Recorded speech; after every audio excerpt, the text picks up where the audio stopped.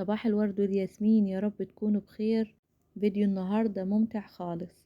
عاملة لكم النهاردة بطاية 3 كيلو كده قمر مشوية في الفرن ملهاش حل، وكمان صينية بطاطس بالفراخ تستاهل بقكم. يلا نشوف الطريقة عملناها ازاي. مبدئيا انا جايبة فرخة حوالي اكتر من 2 كيلو وبطاية 3 كيلو. جبت البطاية كده نقعتها في مية وملح وليمون وفلفل اسود حب، وكمان الفرخة، بس حبيت افصل دي عن دي ما منجعش اتنين مع بعض. وهنسيبهم من نص ساعة لساعة، ده للناس المستعجلة. لو مش مستعجلين ممكن نعمل الموضوع ده من بالليل. وبعد كده غسلتهم غسلة حلوة خالص وسيبتهم لحد ما يتصفوا. في الاول هنحضر البطاية علشان هي اللي هتاخد وقت اكتر في التسوية في الفرن. جبت حوالي ربع كوباية زيت وشوية من الباربيكيو صوص ومعلقة من الصويا صوص وملح وفلفل أسود وبابريكا، وده التوابل اللي أنا هتبل بيها. هتطلع معانا مظبوطة، الملوحة بتاعتها مظبوطة زي الفل. هتبل بيها البطة وهركنها حوالي ساعة قبل ما ادخلها الفرن.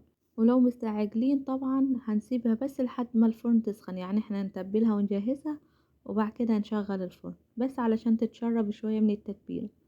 بالتتبيلة تبلتها من جوه ومن بره وما خليتش فيها كده ولا حتة كده مش متبلة، يعني تبلتها كده بضمير بس. وبعد كده هغلفها بورق الزبدة وورق الفويل وهركنها ساعة وبعد كده ادخلها الفرن. طبعا لما ادخلها الفرن هحط صينية فيها مية في ارضية الفرن علشان بس تطلع معانا البطاية كده مستوية وجوسي وما تنشفش، بما انه التتبيلة بتاعت النهاردة ما فيهاش لا بصل ولا طماطم ولا اي حاجة. اتنزل كده مية حوالين البطاية علشان بس تستوي فيهم. فانا كمان لما سخنت الفرن ودخلت البطاية الفرن كنت نسيت ان انا اعمل فتحات في ورق الفويل قدامكم، فانا عملتها ودخلتها الفرن على طول. عملت الفتحات ودخلت الصينية على طول على الفرن، وحطيت صينية فيها مية في ارضية الفرن، وكل ما المية تخلص ارجع ازودها. بعد كده هنبدأ نحضر في تتبيلة الفرخة جبت بصلاية صغننة مش كبيرة وربع فلفلاية فلفل حلو. طبعا انتوا لو عايزين تستخدموا سبايسي برضو ما فيش مشاكل. فرمت مفرمة ناعمة زي ما انتوا شايفين كده في الكبة، وبعد كده نزلت عليهم بحوالي 3 معالق من الصلصة، وعليهم كمان ربع كوباية من الزيت ومعلقة من دبس الرمان وده اختياري، وملح وفلفل اسود وبابريكا وسيكة شطة. بس كده هقلب الخليط كله مع بعضه وبعد كده هبدأ اتبل بيه الفرخة.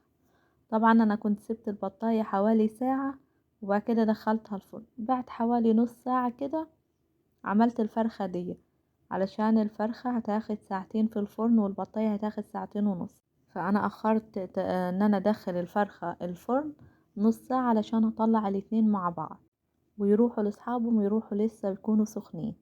هتبل هنا الفراخ كويس خالص خالص. هكون حاطة شوية زيت صغيرين في الصينية اللي هتدخل الفرن، وكمان بعد ما تبل الفراخ هتبل البطاطس. بسوي الفراخ والبطة على درجة حرارة عالية، بدخل الاتنين على الرف اللي في النص زي ما قلت لكم. حاطة صينية فيها مية في أرضية الفرن، كل ما الصينية تنقص ازودها كمان تاني لحد ما الفراخ والبطة تستوي. بعد ما الفرخة استوت في الفرن طبعا كشفت عليها وطلعت البطاطس ودهنت الفرخة من البهاريز اللي في الصينية وشغلت لها الشواية وسبتها لحد ما تاخد اللون المظبوط، وبعد كده نقلتها في الصينية اللي هتطلع فيها. وبعد ما خلصت حمرت الفرخة كشفت على البطة ودهنتها برضو من البهاريز اللي نازلة فيها وسبتها لحد ما اخدت اللون الاحمر الحلو. وبرضو طلعتها في الصينية اللي هتطلع فيها. انا ما صورتش كل الكلام ده بس حبيت اقوله لكم علشان ده كان بياخد يعني وقت شوية في الشغل، ان انا اطلع البطاطس وكل شوية الف الصينية في الفرن علشان تاخد اللون من كل ناحية. بس هنا خلاص ادخل الفرخة الفرن وهيحصل فيها كل اللي انا قلت لكم عليه. وبعد ما خلاص اخدت اللون ورصيتها في الصينية بالشكل ده بديها رشة خفيفة من الكزبرة او البقدونس ايهما متوفر عندك في البيت. وكمان هنا البطاية زي ما انتوا شايفين. كده احط شوية من الرز في بطن البطة وشوية حوالينها، وكمان اديها رشة من الكزبرة الخضراء. عايزة اقولكم ان البطاية اخدت ساعتين ونص في الفرن. وزن البطاية 3 كيلو، يعني هتجيبي بطاية 3 كيلو حطيها في الفرن 2.5 ونسيها، هتطلع معاكي دايبة وقمر. وفي التحمير مش هتاخد 5 دقايق تحت الشواية. اتمنى وصفة النهاردة تكون عجبتكم، سهلة وبسيطة، وكمان ما بياخدش وقت خالص في التحضير. يا دوب احنا بس بنتبل الاكل ونحطه في الفرن وبننساه، بيطلع لنا كده بالشكل اللي انتوا شايفينه ده. بنكون مستمتعين احنا وبنطبخ، بس المشكلة في المواعين بعد الطبخ. غسل المواعين ده اصعب ما في الموضوع. يعني لو حد يشوف لنا حل الموضوع غسل المواعين ده او الحوض المطبخ عامة يشيلولنا من المطبخ هيبقى عسل. شايفين القمر ده كله؟